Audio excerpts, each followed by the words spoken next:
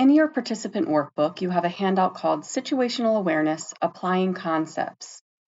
We'll be asking you to think through the concepts of situational awareness using the digital image on the handout. Here, we'll use the online platform IdeaFlip to provide an example of what we're asking you to think through.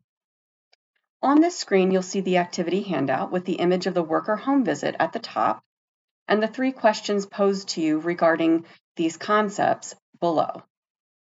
To the left of the handout image are some sample digital sticky notes. The first question is about what you perceive in the photo.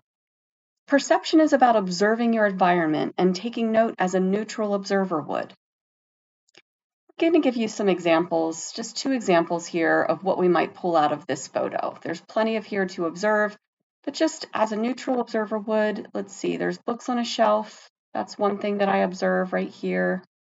Another thing is exposed wiring coming from the wall. I don't know if anybody had noticed this, but there's exposed wiring coming from the wall here. And that brings us down to the second part of our assessment of situational awareness, and that is the concept of comprehension.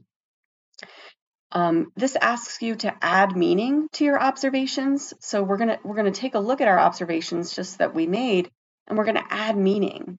And since this particular lesson is about situational awareness and keeping yourself safe in the community, we want to focus on things that are relevant to that. So out of the above observations, which one of these might you think could be important to worker safety? I'm going to go with this exposed wiring. I'm going to pull that down over into the comprehension portion here, the space. And the reason is because this actually could cause a hazard to the worker. Sometimes when we talk about worker safety, we often think in terms of other people causing a safety risk to ourselves, but there also could be environmental hazards that we have to look out for. So out of our observations and adding meaning to possible worker safety concerns, I'm going to pull that one down here. So we have the exposed wiring coming from the wall as a potential concern for worker safety. The next, the final part of our assessment regarding situational awareness is projection. And we want to assess what may come of these observations related to worker safety if a situation escalates or gets worse, and we want to plan for actions we may have to take to stay safe, right? And so in terms of the wiring, we're going to pull this sticky note down. This says sit and stand away from the wiring.